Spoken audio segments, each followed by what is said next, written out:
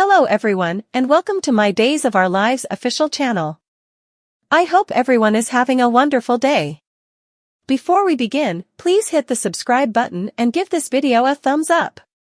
Sloan falters on whether to come clean. From her condo, Sloan called Eric at the medical clinic. "I won't be home for some time.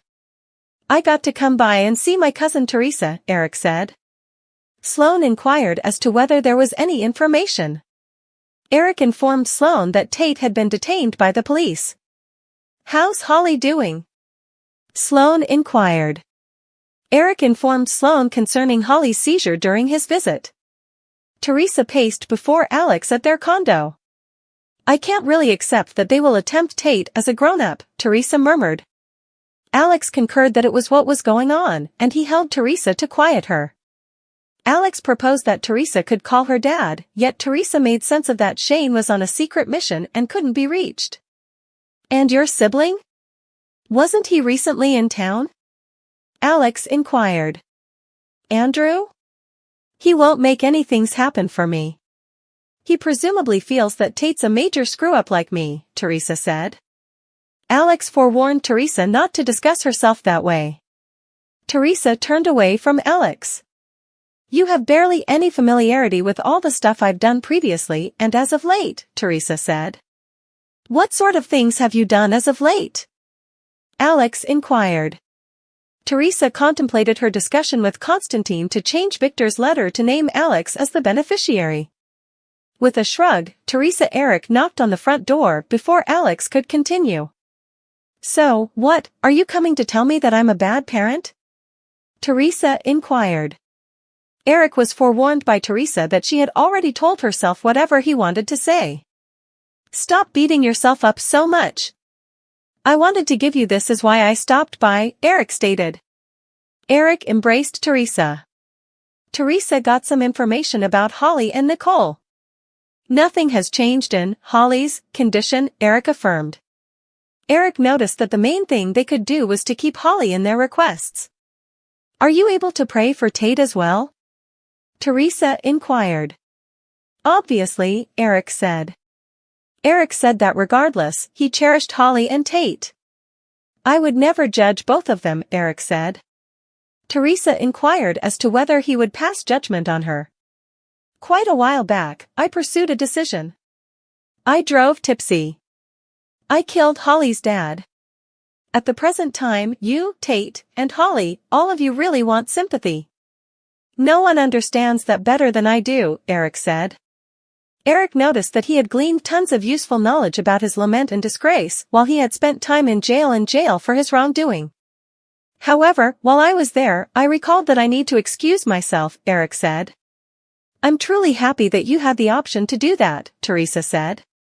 Teresa contended that Tate's circumstance was unique, however, in light of the fact that he was blameless. "Also, Holly decided to consume those medications herself," Teresa added.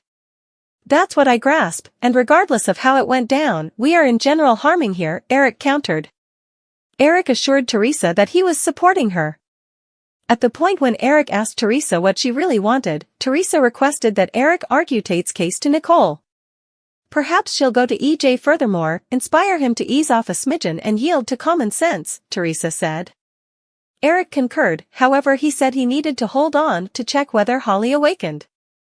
"I realize it tends to be elusive confidence amidst this disarray, yet there is something I brought for you beside an embrace," Eric said.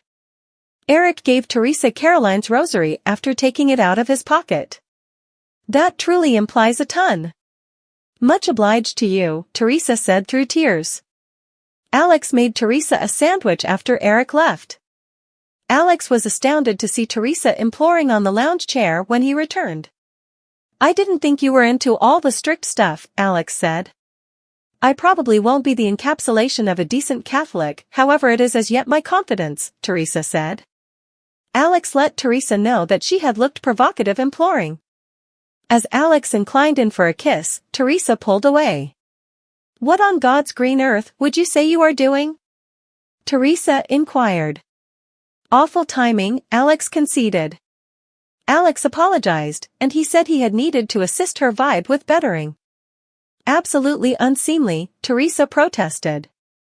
Alex concurred. Also, in case it isn't obvious, I'm completely mindful that for the vast majority of our relationship, it has been essentially centered around the physical. In any case, I want you to realize that that isn't what I'm about. I simply need to show up for you inwardly, as well, Alex said. Teresa let Alex know that his words made a big difference to her, and she was sorry for having spoken harshly to him. Alex put his arm around Teresa, and she cuddled facing him. Alex said, I'm very thankful to have met you. Me, as well, Teresa murmured.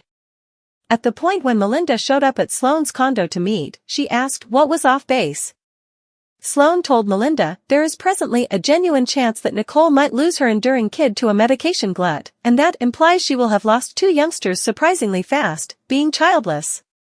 Sloan admitted the responsibility was killing her. What are you recommending? Melinda inquired. We need to give the child back, Sloan said. Melinda wheezed. Realize it. You are a legal counselor, certainly you understand assuming that we do that now, we will be on the snare for an intense wrongdoing, Melinda contended. Sloan nodded.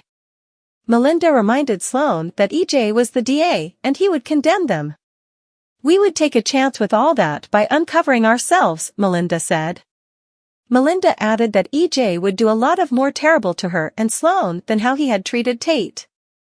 We will use the remainder of our days in jail. Is that your goal? Melinda hollered. Melinda asked Sloan for what reason she was more fatigued than expected. Sloan acknowledged that she was overwhelmed by work, parenting, costs, and guilt. Confounded, Melinda got some information about the costs. I'm being extorted by Leo Stark, Sloan admitted. Melinda understood that Dimitri had admitted the entire story to Leo before he had been shipped off Supermax jail. Sloan noticed that Leo had understood that Sloan was at fault for the jail move. Leo is out for vengeance, Sloan said.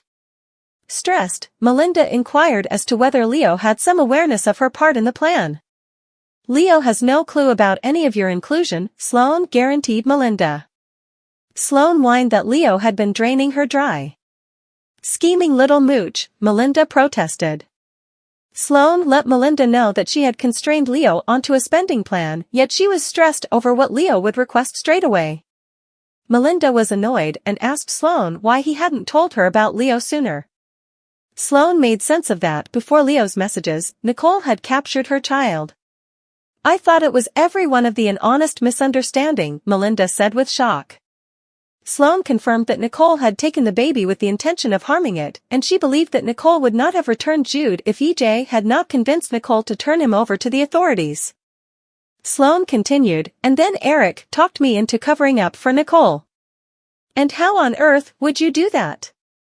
Melinda shouted.